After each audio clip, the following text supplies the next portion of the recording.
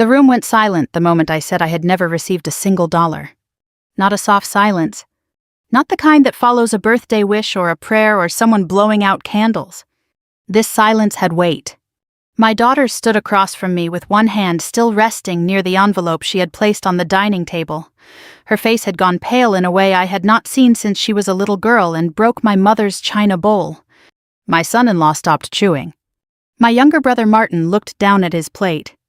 And from the hallway behind us, a door opened. Slowly. That was when I knew. Someone in that room was lying. But it did not start there. It started earlier that morning with me wiping fingerprints off the front window before anyone arrived. I turned 64 on a gray Saturday in October. Not the dramatic kind of gray. Just the ordinary suburban kind where the sky looks like old dishwater, and every lawn on the street seems tired. I lived in a small ranch house outside Columbus, Ohio. 3 bedrooms, 1.5 baths, a maple tree out front that always dropped leaves before I was ready. The house had belonged to my late husband Tom and me. After he passed, people started calling it Too Much House. At first they said it gently. Then they said it like a fact. My daughter Erin had been asking me for months if I had thought about downsizing.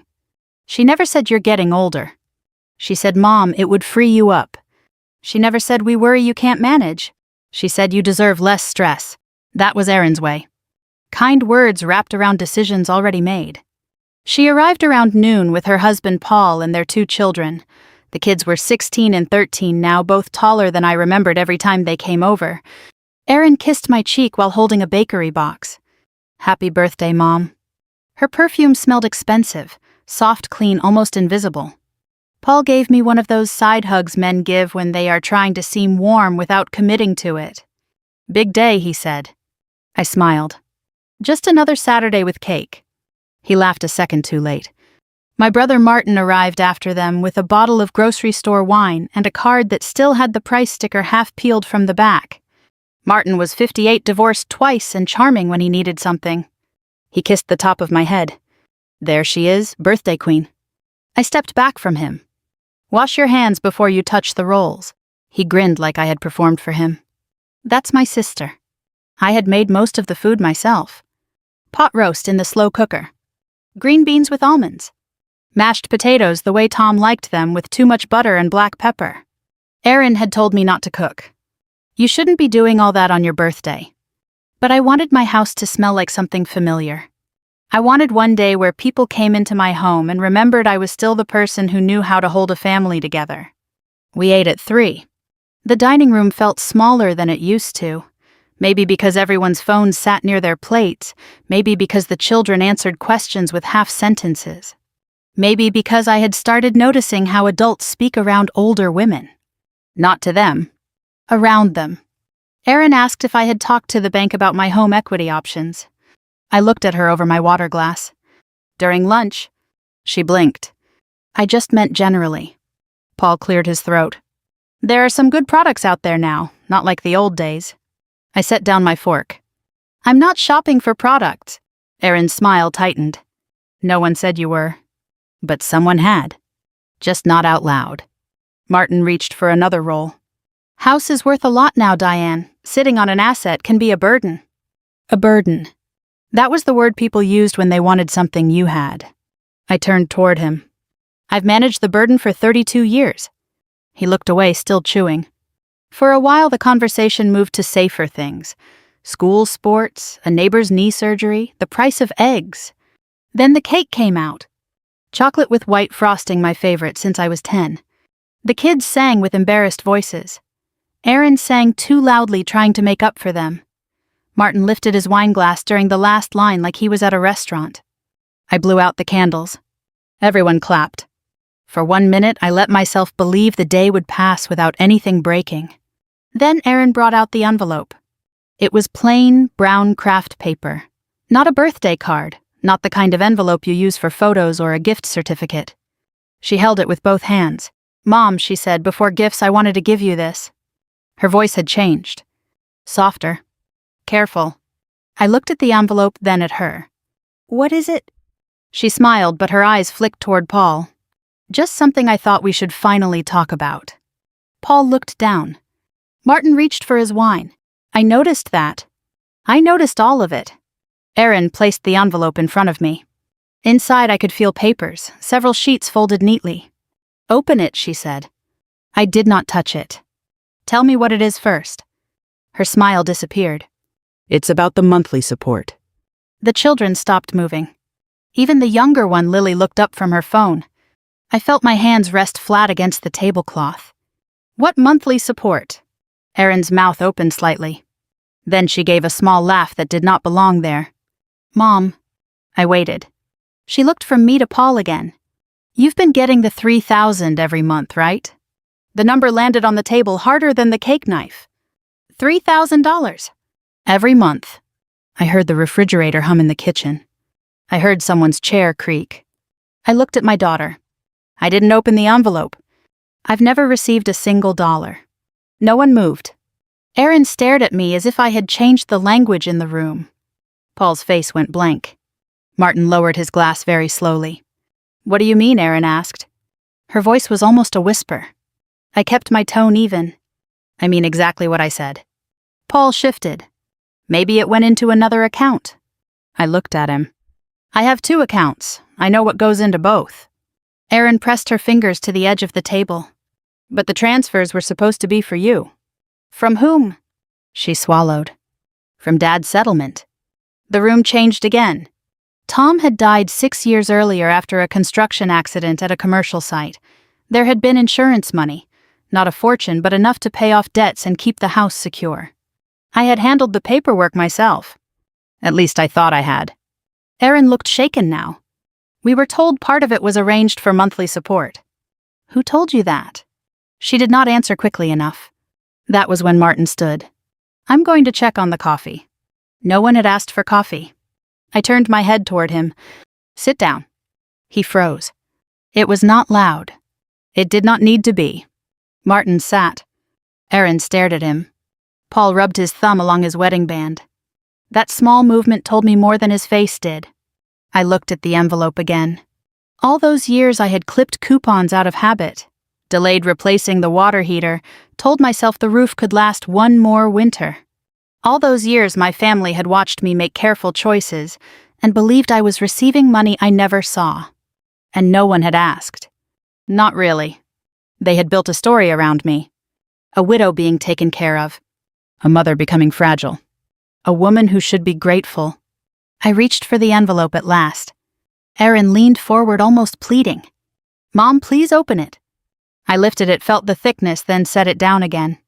Number? Her face fell. Why not? Because I want someone to say it before paper does. Martin's chair scraped. Paul whispered Diane. I looked at him. He stopped. Then the hallway door opened behind us. It was the small door near the back bedroom, the one that led to Tom's old office. For a second, nobody breathed. My grandson Noah appeared in the doorway. He was 16 tall and thin, with his hoodie sleeves pulled over his hands. He looked terrified. In his hand was Tom's old metal file box. The blue one I had not opened in years. Noah looked at his mother first. Then at me. Grandma, he said quietly, I think you need to see what Uncle Martin kept in here. Martin's face lost every bit of color. And for the first time that day I understood this was not a misunderstanding. It was a choice. I didn't sleep that night. Not really. I lay in bed with the ceiling fan turning above me, counting each rotation like it might land on an answer if I stayed still long enough. It didn't. Around 2 a.m. I got up. The house felt different after everyone left. Not quieter, just thinner. Like something had been taken out of it that didn't belong to them. I walked into the kitchen. The envelope was still on the table, right where I had left it. Next to it sat the blue metal file box Noah had carried, in the latch slightly bent from years of use. I didn't open either one. Not yet. Instead, I made coffee. Same mug, same routine, same careful pour. I needed something ordinary before I let anything else become real. The first sip was too hot. I didn't react. I sat down. The envelope stared at me. I picked it up this time. Turned it over. No name on it. No return address, just a crease along the middle where Erin had folded it into her purse. I slid my finger under the flap. Stopped. Set it back down. Not like this. I reached for the file box instead. The metal felt cold, heavier than I remembered. Tom used to keep job contracts in boxes like this. Permits, insurance papers, things that needed signatures. Things that proved something existed. I flipped the latch open. The sound echoed more than it should have. Inside were folders. Neatly arranged. Too neatly. I pulled one out. It had my name on it. Not in my handwriting. I opened it slowly. Bank statements. But not mine. Different account number. Same name. My name. I blinked. Looked closer. It was real. An account had been opened under my name. Years ago. Monthly deposits. $3,000. Every single month. My hand stayed still. Only my breathing changed. In. Out. I turned the page. Withdrawals. Regular. Consistent. Not by me. I knew that without checking the signatures. Still I checked. I didn't recognize the handwriting. But I recognized the pattern. Controlled. Confident. Practiced. This wasn't messy. It was maintained. I sat back. The chair creaked. For a long moment I didn't move. Then I reached for another folder. This one labeled disbursement. Inside were copies of checks. Some made out to vendors. Some to accounts I didn't recognize. And some to Martin. I closed my eyes. Just for a second. Not out of shock. Out of confirmation. When I opened them again, I wasn't surprised anymore. I was precise. I flipped through the rest. Everything had been documented. Clean. Organized. Like whoever did this expected to justify it one day. I let out a slow breath. Then I finally opened the envelope. Inside were printed transaction summaries. Dates circled. Amounts highlighted. A handwritten note from Erin. Mom. I found this when we were reviewing paperwork for refinancing. I didn't understand it at first. I thought maybe it was something you arranged. But the account name. It's yours. Can you explain? Erin. I read it twice. She hadn't known. Not fully. That mattered. I set the papers down. My coffee had gone cold. I didn't drink it. Instead, I walked down the hallway. Past the guest room. Past the linen closet. To Tom's old office. The door was still slightly open from earlier. I pushed it gently. Inside, everything looked the same. Desk. Chair. Bookshelf with binders he used to pretend he organized. Dust sat evenly across the surfaces like time had agreed not to disturb anything. I stepped in. Closed the door behind me. For a moment I just stood there. Then I sat at his desk. Ran my fingers across the wood. This was where we made decisions. Not dramatic ones. Small ones. Budgets. Repairs. Plans. We never hid things from each other. Not once. I leaned back in the chair. Looked at the window. It faced the backyard. Same fence. Same tree. Nothing had changed out there. Only in here. Only in what I thought I understood. I said his name out loud. Tom. It didn't echo. It just sat in the room. I didn't cry. That part had passed years ago. This was something else. A recalibration. I stood up. Went back to the kitchen. Picked up my phone. Scrolled. Erin had texted. 3 times. Mom, are you okay? Please call me. I'm worried. I typed slowly. I'm fine. We'll talk tomorrow. She responded immediately. Okay. I'm sorry if I upset you. I stared at the message. Then locked my phone. This wasn't about being upset. This was about being rewritten. And I hadn't agreed to it. The next morning I drove to the bank. Same branch I had used for years. Same parking lot with faded lines. Same automatic doors that opened a second too slow. Inside everything smelled like carpet cleaner and paper. I waited in line. Listened to the quiet hum of printers and low voices. When it was my turn, I stepped forward. The young woman behind the counter smiled. Good morning, how can I help you? I met her eyes. I need to review all accounts under my name.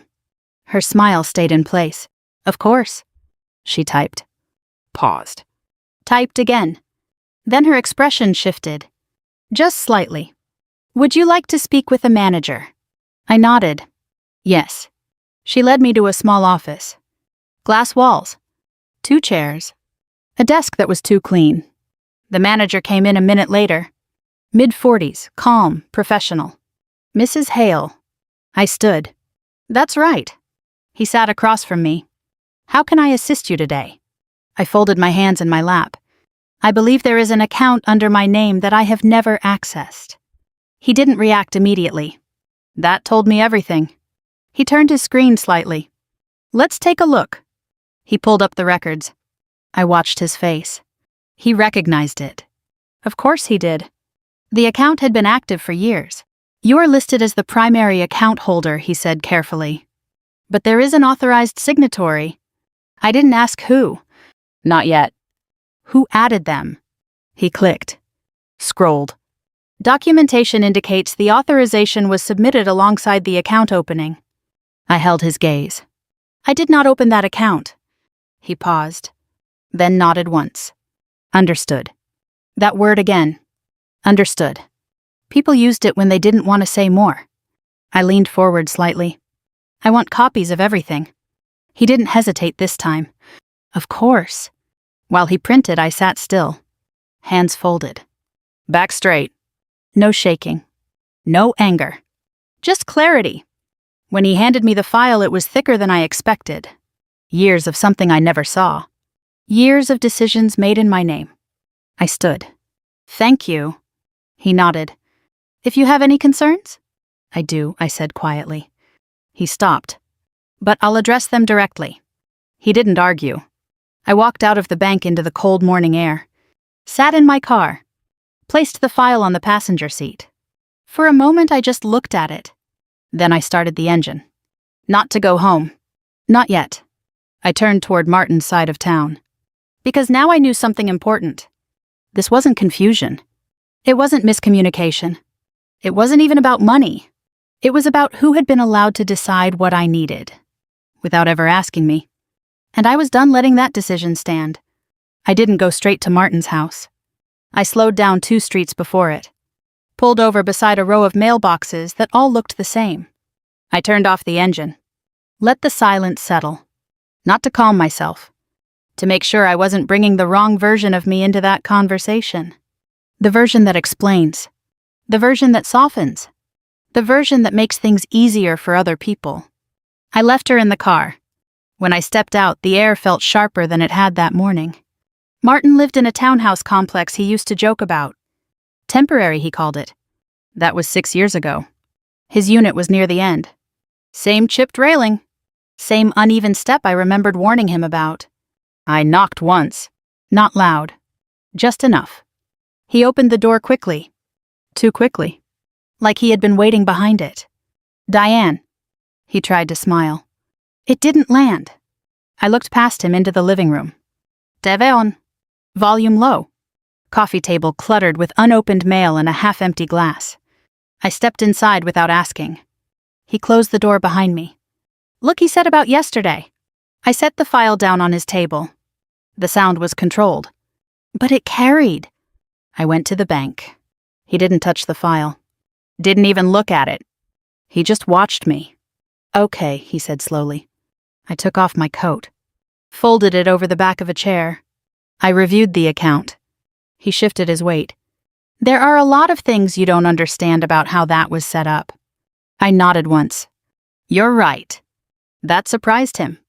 I don't understand how my name was used without me. His jaw tightened. It wasn't like that. I didn't answer. He ran a hand through his hair. This was about protecting you. There it was. The word. I pulled out a chair and sat down.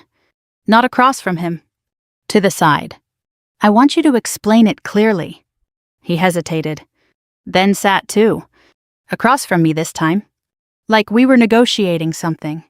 After Tom passed, he began things were complicated. They weren't, I said. They were handled. He pressed his lips together. There were concerns. Whose concerns? He didn't answer directly. People thought you might not want to deal with everything. People. Always people. I leaned back slightly. And those people decided to deal with it for me. It wasn't like that. I waited. He exhaled. The insurance payout, part of it was structured. Structured by whom? He looked at the table. By me. The room didn't change. But something settled into place. Finally. And the bank allowed that I asked. You signed the initial documents. I signed my husband's death paperwork, I said. I signed what was put in front of me. He looked up then. That's how it works sometimes. No. That's how it works when someone lets it. I didn't raise my voice. I didn't need to. You added yourself as authorized. He didn't deny it. I needed to manage it. For me. Yes. I let that sit between us. For 6 years, I said. For 6 years you received money that was designated in my name. His shoulders stiffened. I didn't keep all of it. I didn't react. Some went to expenses. Whose expenses? He looked away. That's not the point. It is exactly the point. He stood up, walked to the window, back to me. You weren't struggling, he said. You had the house, you had savings, you didn't need it month to month. I stayed seated. So you decided I shouldn't have it. I decided it could be used better. Better. I folded my hands. You mean by you? He turned sharply. That's not fair. Neither is rewriting someone's life. He stared at me. For a moment he looked like the younger brother I used to defend in schoolyards. Then it passed. This wasn't malicious, he said. It was practical. I nodded slowly. That's the word people use when they don't want to say they crossed a line. He didn't answer. Silence stretched. Then he said something quieter. I thought you trusted me. I looked at him. I did. That landed harder than anything else. He sat back down. Not confidently this time. Carefully. I never meant for it to look like this. It doesn't look like anything, I said. It is what it is. He rubbed his face. You weren't using the money anyway. I leaned forward slightly. I didn't know it existed. He didn't respond. Because there was no answer to that. I reached for the file. Opened it. Turned it toward him. These are withdrawals in your name. He didn't look. I need you to say it, I said. He stayed still. Say what? That you took money from an account that belonged to me. His jaw tightened again. I managed funds that were structured under your name. I closed the file. That's not the same sentence. He looked at me. Really looked this time. You want me to say I stole from you. I didn't answer immediately. Then, I want you to tell the truth in a way that doesn't hide behind better words. He held my gaze. For a long second. Then his shoulders dropped. Just slightly. I took money that was in an account under your name. I nodded. That's closer. He let out a breath. You're making this bigger than it is. No, I said quietly. I'm seeing it for what it's been. We sat there. Not arguing. Not yelling. Just two people in a room where something had shifted permanently. After a moment he said, I can pay it back. I didn't react. I'll work it out, he added quickly. Set up a plan. I shook my head once. This isn't about a plan. Then what do you want? There it was. The real question. I stood up. Picked up my coat. What I want, I said, is for you to understand that you didn't just take money. He watched me. You decided what I needed. I paused. And what I didn't. He didn't interrupt. You let everyone believe I was being taken care of, I continued. You let them see me differently. His face tightened. That wasn't my intention. It was the outcome. I put my coat on. Slowly. Not rushed. I'm going to fix the account, I said. Remove your access. He nodded. Like he expected that. And after that he asked. I looked at him. For a moment I saw every version of him I had known. The boy. The brother. The man who sat at my table yesterday and didn't say a word.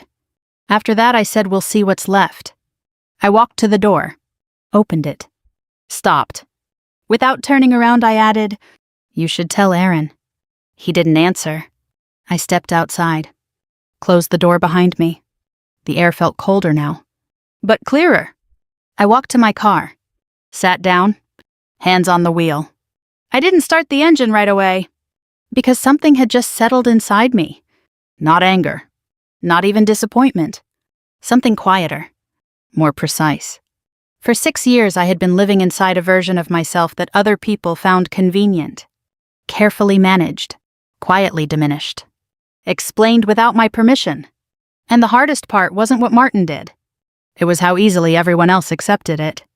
I started the engine. Pulled away from the curb. This wasn't over. Not with him. Not with Aaron. Not with the way they had all learned to see me. Because now I understood something I hadn't seen before. They weren't trying to hurt me. They were protecting a story. A version of me that made them comfortable. And I was about to take that away. Erin didn't call that afternoon. She texted once. "Can we talk tonight?" I didn't answer right away. I was in the kitchen, standing in the same place I had been the night before the file opened in front of me, pages spread out like something that needed air. I read through everything again. Slower this time. Dates. Amounts. Signatures. Patterns. There was nothing sloppy about it. That was the part that stayed with me. Not the money. The care. The consistency. The way it had been maintained over years without interruption. That meant something else had been maintained too. A shared understanding. A quiet agreement. I closed the file. Looked at the clock. 6:12 p.m. I picked up my phone. "Come by," I typed. She arrived 20 minutes later. Alone.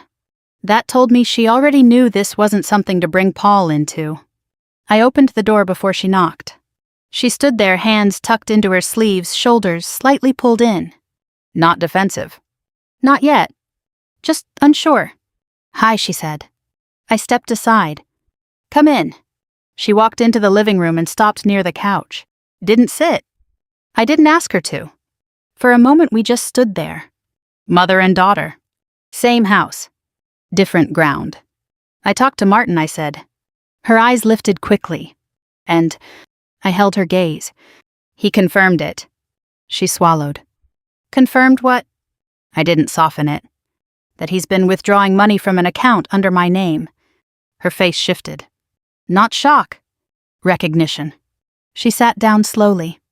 "Okay," she said barely above a whisper. I stayed standing. "You didn't know that part." It wasn't a question. She shook her head. "Number." A pause. I knew there was an account. I let that settle. "And you never asked me about it." She looked up at me. "I thought you already knew." I walked to the chair across from her and sat. "That's not the same thing." She pressed her lips together. "I was told it was set up after Dad died." "By Martin?" "Yes." "And you accepted that?" She hesitated, then nodded. "Yes." I leaned back slightly. "Why?" She blinked. "I don't know." I waited. She looked down at her hands, then back up. "I guess it made sense." "How?" She exhaled. "You were alone. You had the house, bills, everything." "I handled all of that." "I know." "Do you—" "That landed." She shifted in her seat. "I mean, I assumed you were managing things, but... She looked away. "But I also thought someone was helping." There it was. Not doubt. Not suspicion. Assumption. "I never asked for help," I said. She nodded. "I know that now." "But not then." She didn't answer. Because the answer was already there. "I watched you," she said finally. I stayed still. After Dad died, she continued. "You didn't ask anyone for anything." "Number." "You just kept going." "Yes." She swallowed. And I think that scared me. That was new. I let it sit. "Scared you how?" She looked at me. "Like you were carrying everything alone." "I was. I didn't want that for you. So you accepted something you didn't verify." Her voice tightened. I trusted that it was being handled. "By Martin." "Yes." I nodded slowly. "And you trusted him more than you trusted me." Her eyes filled slightly. "That's not fair." "Isn't it?" She shook her head. "I wasn't choosing him over you. You were choosing a version of me that needed him." She went quiet. That hit. I didn't push. I let the silence do its work. After a moment, she said, "I didn't think you'd want to deal with it." I leaned forward. Did you ask me that? Number. Did anyone? She looked down. Number. I sat back. That's the problem. She nodded slowly. I see that. Another pause. Then she asked, why didn't you notice? I didn't react immediately. Not to defend. To answer honestly. Because I wasn't looking for something that wasn't supposed to exist. She absorbed that. I trusted the structure, I added. The system. She nodded. So did I. We sat there. Same conclusion. Different positions inside it. After a moment, she said quietly, I'm sorry. I looked at her. She wasn't dramatic. Wasn't crying. Just steady. I should have asked you, she continued. I should have checked. Yes, I said. Not harsh. Just true. She nodded. I didn't realize what it meant. What do you think it meant? She hesitated. Then, that you needed help. And that you were being taken care of. I held her gaze. And how does that change how you see me? She didn't answer right away. Then she said, it makes you smaller. There it was. Clear. Uncomfortable. Honest. I nodded once. That's what I've been living inside. Her eyes filled again. But she didn't look away this time. I didn't mean to do that to you. I know. And Martin? This isn't just about Martin, I said. She stopped. Then what is it about? I took a breath. It's about how easy it was for everyone to believe that I needed something I never asked for. She sat with that. I didn't question it, she said. Number? I thought I was being a good daughter. I shook my head slightly. You were being a comfortable one. That stung. I saw it. But she didn't argue. Because she knew. After a long moment, she said, what happens now? I stood. Walked to the table. Picked up the envelope. Turned it in my hands. I'm closing the account, I said. Removing Martin. She nodded. And the money, I'll deal with it. She hesitated. Are you going to go after him? I looked at her. Not angry. Not vengeful. Just clear. I'm going to correct what was done. She studied my face. That sounds like more than money. It is. She stood slowly. What about us? I held the envelope. Felt the paper shift inside. We're going to have to learn how to talk without assumptions. She nodded. That's fair. I stepped closer. Not too close. Just enough. You don't need to take care of me by deciding things for me. Her voice softened. I understand that now. I believed her. That was the difference. Not everything was broken. Just certain ways of seeing. She reached out slightly. Then stopped. I don't know what to do next, she admitted. I placed the envelope back on the table. You start by asking? She nodded. A small real nod. Okay. We stood there. No hug. No dramatic repair. Just a shift. Subtle, but real. She walked to the door. Paused. Mom? Yes. I really didn't know. I met her eyes. I know. She left. The door closed quietly behind her. I stood in the living room. The house felt different again. Not thinner this time. More defined. Like the edges had come back. I picked up the envelope. Held it for a moment. Then set it down again. Because now I understood something clearly. The money had been moved. The account had been controlled. But the real change had happened somewhere else. In how I had been seen. And how I had allowed that to go unchallenged. That part couldn't be corrected with a transfer. It had to be addressed directly. And I hadn't done that yet. Not completely. Because there was still one more room this needed to be set in. And this time, everyone would be there. I didn't invite them all at once. I called Erin first. Dinner tomorrow, I said, 6 o'clock. She didn't ask questions. Okay. Then I called Martin. He picked up on the third ring. Diane. Tomorrow 6. A pause. I'll be there. I didn't explain. I didn't need to. Paul came through Erin. He always did. By 5:30 the next evening the house was ready. Not in the way it used to be. No extra dishes.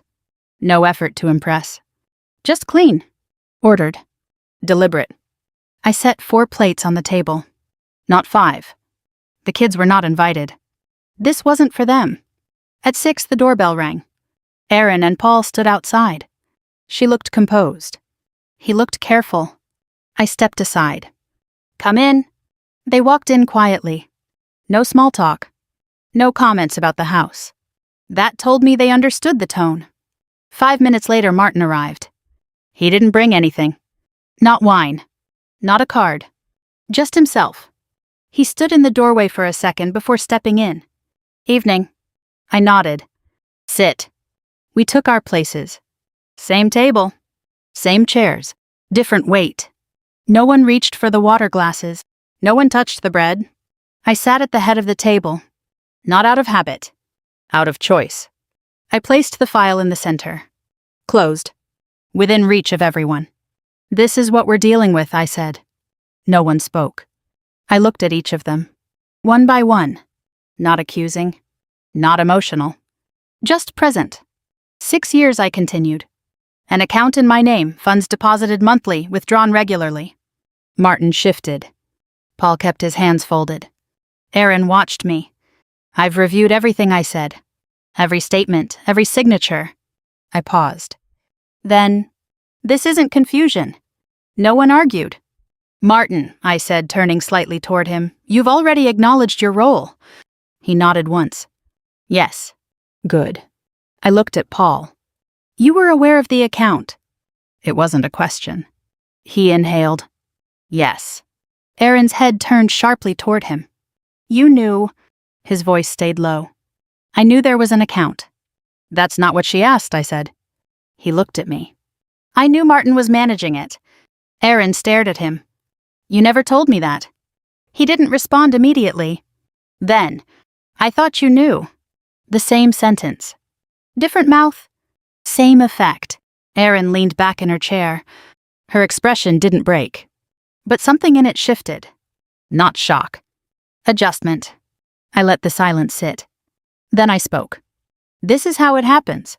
They all looked at me. Not loudly, I said. Not with one big decision. I tapped the file lightly. Small assumptions, passed from one person to another, until it becomes something no one questions. Paul exhaled. I should have said something. Yes, I said. He nodded. I didn't want to interfere. With what?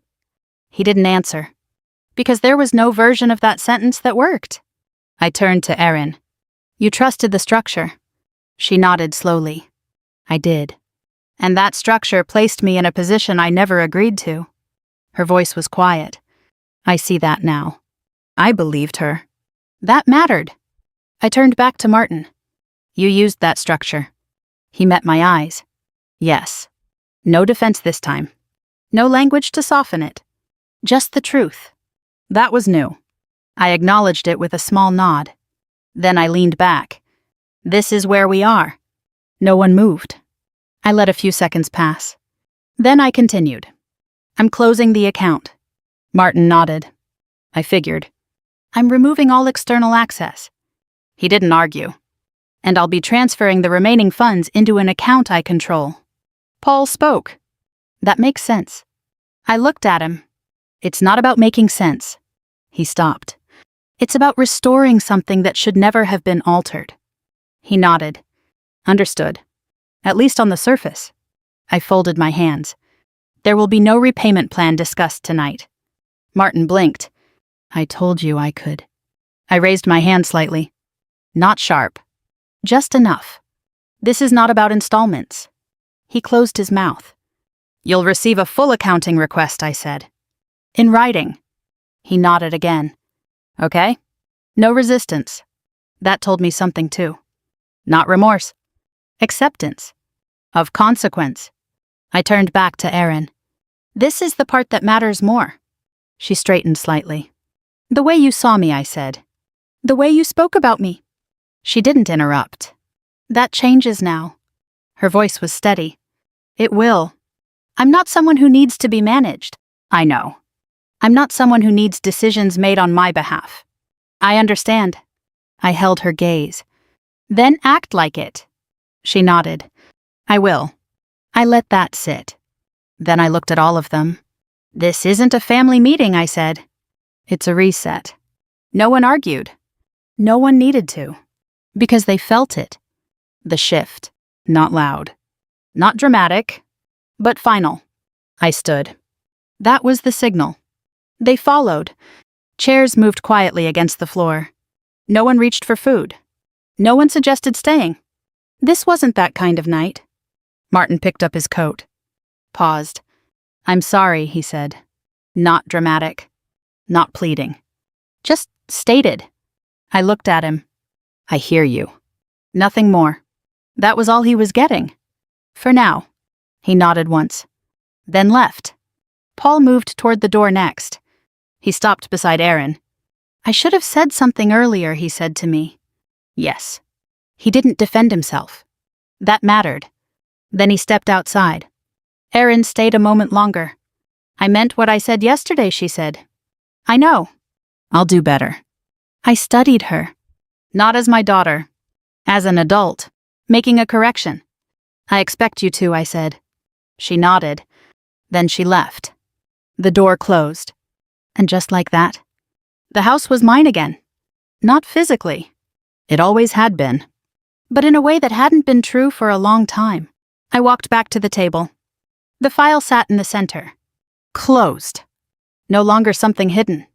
No longer something controlling the room. Just paper. I picked it up.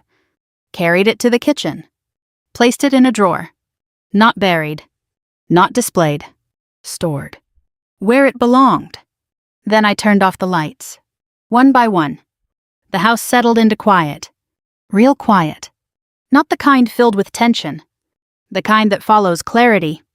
I stood in the dark for a moment, hands resting lightly on the counter.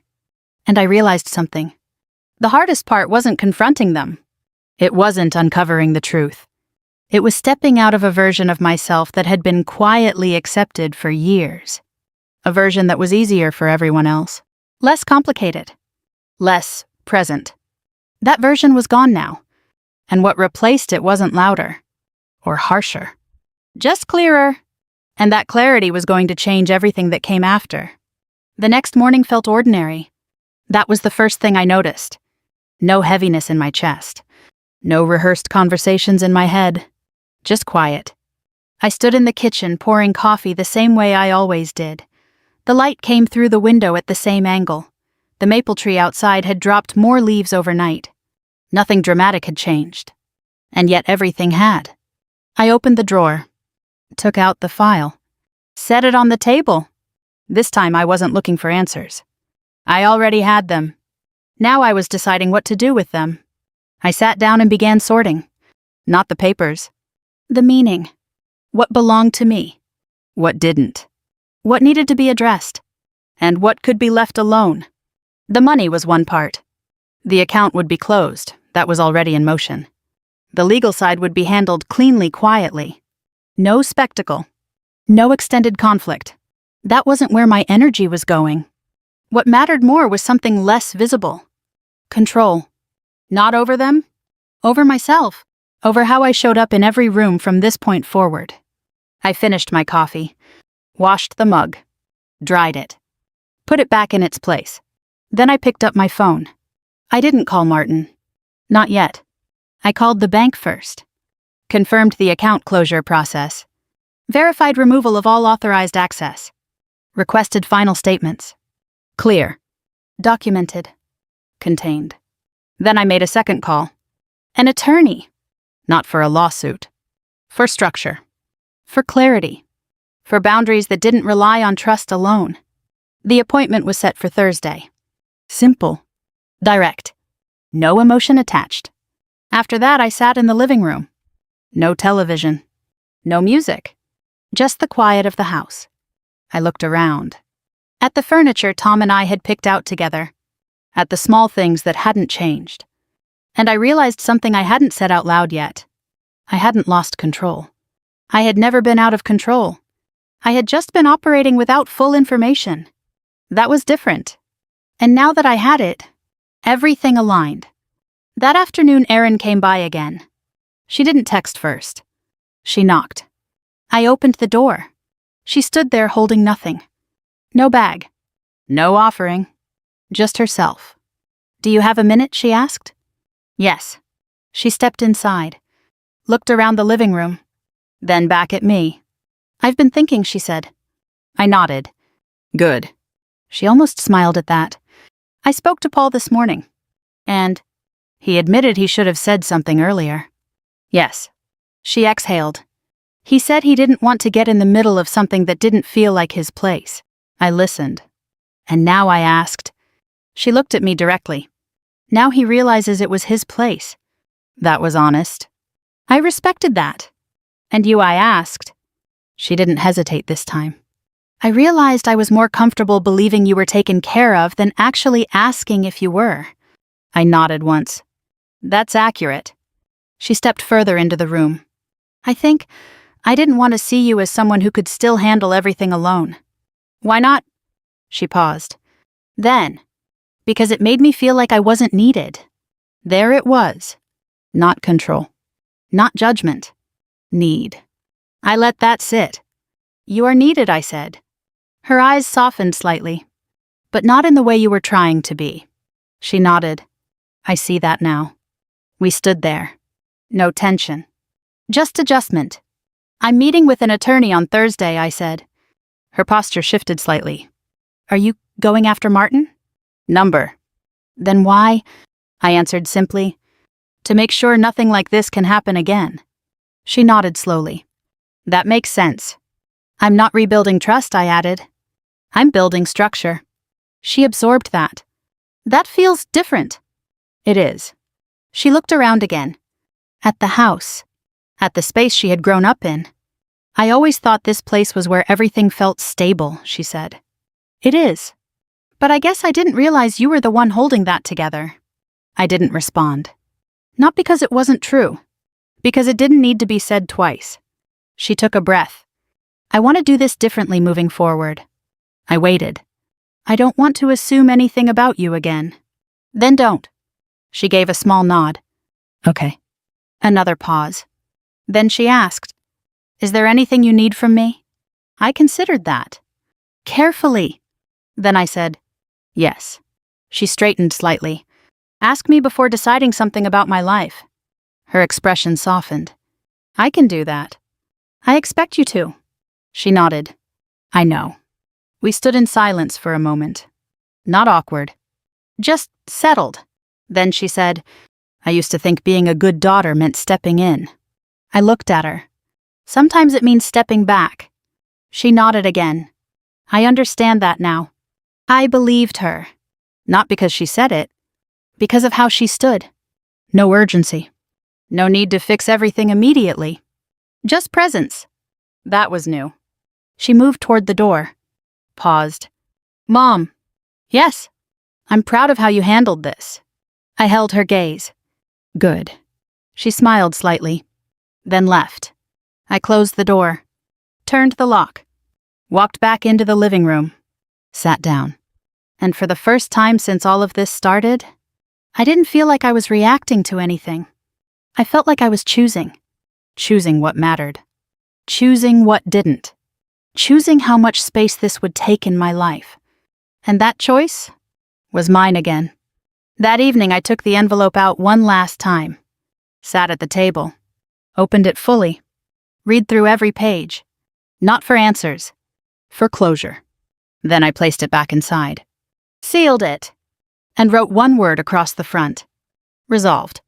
I set it in the drawer. Closed it. And turned off the light. Tomorrow would look like any other day. But I wouldn't be the same inside it. Not because something had been taken, but because something had been returned. And I intended to keep it. A week later, the house felt settled again. Not the way it used to. Better. Quieter in a way that didn't ask anything from me. Thursday came and went without drama. The attorney's office was on the second floor of a brick building downtown, neutral walls, diplomas in matching frames, a receptionist who spoke softly as if every conversation might matter later. I sat across from a woman named Claire. Mid-50s, steady eyes, no wasted words. I explained everything. Not emotionally. Just facts. She didn't interrupt. When I finished, she closed the folder in front of her. "You've already done the hardest part," she said. I looked at her. "What part is that?" "Separating the situation from the relationship." I considered that. "Yes?" She nodded. "From here we formalize control, documentation, boundaries, no escalation unless necessary."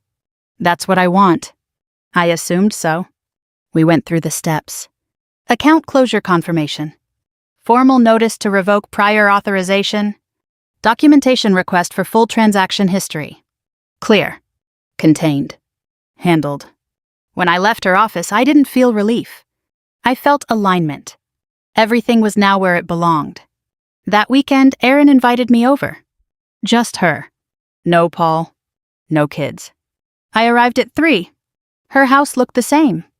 Clean, organized, thoughtful in a way that always made me feel like I should sit a certain way. She opened the door before I knocked.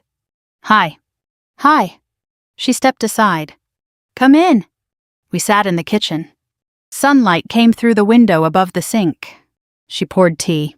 Set a cup in front of me. Hands steady. That was new. "I've been thinking about what you said," she began. I waited. "About asking instead of assuming." I nodded. She looked at her hands. I realized I do that in other areas too. I didn't respond immediately. Then, "Most people do." She gave a small smile. "I don't want to." "That's a choice." She met my eyes. "I'm choosing it." I believed her. That mattered. We sat quietly for a moment. Then she said, "I talked to Martin again." I didn't react. And, "He's not defensive anymore." That didn't surprise me. Good. He said he understands what he did now. I took a sip of tea. "Understanding is a start." She nodded. "He asked if you'd speak with him again." I set the cup down. "Not yet." She accepted that. No push. No persuasion. That mattered too. I told him that. She said, "Good." She looked at me carefully. "Are you okay with how things are?" I considered the question. Not quickly. Then I answered, "Yes." She studied my face. "You don't seem angry." "I'm not. Not even a little." I shook my head. "Number." She leaned back slightly. "How?" I held her gaze. "Because I know exactly what happened." She waited. "And I've already decided what to do with it." She absorbed that. "So you're done?" "Not done," I said. "Just not carrying it anymore." She nodded slowly. "That feels healthy." "It feels accurate." We both smiled slightly at that. Then she said something quieter. "I used to think strength meant handling everything for people." I listened. "Now I think it means letting them handle themselves." I nodded. "That's closer." She looked around her kitchen. At the clean counters. The organized shelves. Then back at me. "I think I learned that from you." I didn't answer right away. Then, "You're learning it now." She smiled. That one stayed. We talked for another hour. About normal things. Work. The kids. The neighbor who had painted her fence the wrong color. Nothing heavy. Nothing unresolved. Just life. When I stood to leave, she walked me to the door. "Mom?" "Yes." "Thank you." "For what?" "For not turning this into something worse." I looked at her. "I didn't need to." She nodded. "I know." I stepped outside. The air was warmer than the week before. Spring trying to show up early. I walked to my car. Got in. Sat for a moment. Hands resting on the wheel. Not thinking. Just being. Then I started the engine. Drove home. That evening I opened the drawer again. Took out the envelope. Ran my fingers across the word I had written. Resolved. I didn't open it. Didn't need to. I placed it back. Closed the drawer. Turned off the light. And as I stood there, I realized something simple. Nothing dramatic had happened. No shouting. No breaking. No final confrontation that changed everything in a single moment. Just a series of quiet decisions, made clearly, held firmly, and followed through. That was enough. More than enough. I walked to the living room. Sat down. Looked around. At the house. At the life inside it. Still mine. Always had been. I leaned back, closed my eyes for a moment, then opened them again. Clear. If you've ever had someone decide something about your life without asking you, if you've ever been placed into a version of yourself that didn't feel quite right, then you already know this. Clarity doesn't come from fighting harder. It comes from seeing things exactly as they are, and choosing yourself anyway.